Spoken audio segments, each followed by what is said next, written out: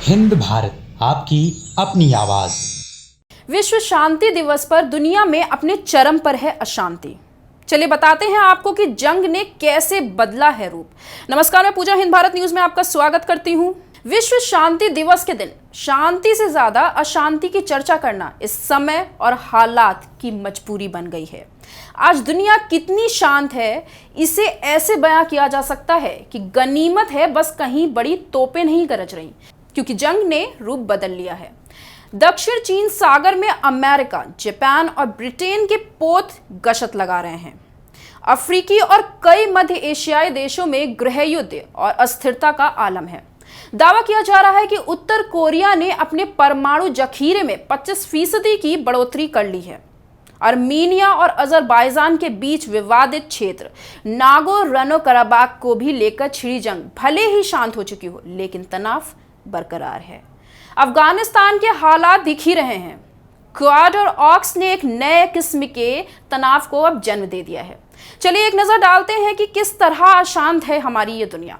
सबसे पहले अशांति की वजह है अमेरिका और चीन की गोलबंदी।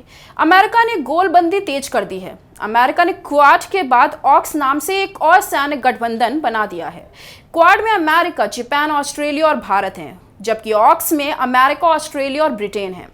अमेरिका का मकसद विस्तारवादी चीन के खिलाफ भारत, जापान और ऑस्ट्रेलिया को मजबूत करना है। इसी के तहत दक्षिण चीन सागर में अमेरिका और ब्रिटेन के विमान वाहक पोत गरज रहे हैं। बता दें कि ताइवान को लेकर भी चीन और अमेरिका के बीच लंबे समय से तनाव है। दूसरी तरफ चीन के साथ उत्तर कोरिया और पाकिस्तान जैसे परमाणु संपन्न देश हैं। इसके अलावा चीन के ईरान, तुर्की और रूस से भी अच्छे संबंध हैं। वहीं दूसरी वजह है अमेरिका बनाम ईरान। बता दें कि ईरान ने अफगानिस्तान से अमेरिका सैन्य वापसी का समर्थन किया है। वर्ष 2020 में ईरानी जनरल कासिम सुलेमानी की हत्या के बाद से दोनों देशों के बीच सर्वाधिक तनाव बन चुका है, जिसकी वजह से ही इराक स्थित अमेरिकी एयरबेस पर हमला किया गया था। वहीं अगर तीसरी वजह पर जाएं तो भारत बनाम चीन पाकिस्तान का मसला सामने आता है। भारत एक साथ दो मोर्चों पर खतरा महसूस करता है। पाकिस्तान को चीन अपना सदाबहार दोस्त बताता है, इसलिए भारत को दोनों की तरफ से एक साथ संयुक्त हमले का खतरा हो सकता है। वहीं पुलवामा हमले के बाद से भारत पाक संबंध न्यूनतम स्तर पर है। बता दें कि 15 जून 2020 को गलवान घाटी में 20 भारतीय जवानों की शहादत के बाद भारत और चीन के रिश्ते बेपटरी हो गए थे।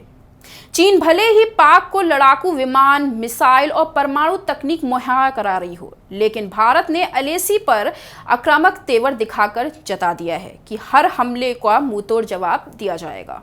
वहीं अगर चौथी वजह की बात करें तो चीन को घेरने के लिए नए समीकरण किए गए हैं। चीन को घेरने की अमेरिकी रणनीति के तहत मध्य एशियाई और हिंद प्रशांत क्षेत्र में नए नए समीकरण बन रहे हैं। यही वजह है कि अफगानिस्तान में प्रतिबंधित आतंकवादियों के मंत्री बनाए जाने पर भी अमेरिका चुप है, तो चीन तालिबान से दोस्ती की बात कर रहा है। भारत का परंपरागत दोस्त रूस अब पाकिस्तान के साथ युद्धाभ्यास कर रहा है, तो अमेरिका और भारत के बीच रणनीतिक सैन्य समझौते हुए हैं। अभी तक चीन के साथ गलबैया करने वाले ऑस्ट्रेलिया अब सुरक्षा के लिए भारत की तरफ देख रहा है। जापान ने भी सैन्य मोर्चे पर तेजी दिखाते हुए चीन को कठोर संकेत दिया है। दक्षिण चीन सागर के अलावा जापान और दक्षिण कोरिया में भी अमेरिका के 80,000 सैनिक तैनात हैं। वहीं अगर पांचवें मसले की बात की जाए तो ईरान, तुर्की बनाम इजराइल का मसला सामने आता है। इजराइल और फिलिस्तीन के चरमपंथी संगठन हमास के बीच जंग रुकने का नाम ही नहीं ले रही है। हमास रॉकेट हमले करता है तो इजराइल उसके ठिकानों पर अक्सर बमबारी करता है। बताया जाता है कि हमास को मजबूत करने के लिए पीछे ईरान और आतंकी संगठन हिजबुल्लाह का भी हाथ है। तुर्की के राष्ट्रपति एर्दोआन भी इजराइल के खिलाफ मुस्लिम देशों से एकजुट होने की अपील कर चुके हैं। वहीं अगर छठी वजह पर जाएं तो मध्य एशिया से अफ्रीका तक अशांति फैली हुई है। यमन, इराक, सीरिया और अफगानिस्तान से लेकर अफ्रीकी देशों तक आतंक और हिंसा के कारण लोग खुद को असुरक्षित महसूस कर रहे हैं।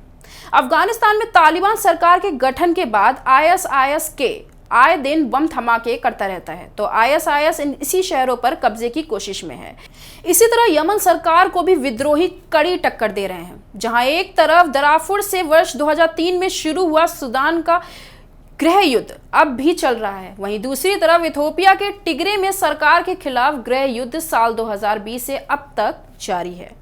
इन सब वजहों से तो ये साफ स्पष्ट होता है कि आज शांति दिवस पर दुनिया में शांति बिल्कुल भी नहीं है। ऐसी देश दुनिया की तमाम खबरों के लिए बने रहे हमारे साथ, देखते रहे हिंद भारत न्यूज। देश दुनिया की तमाम खबरों के लिए देखते रहें हिंद भारत। लाइक, सब्सक्राइब और शेयर करना ना भूलें।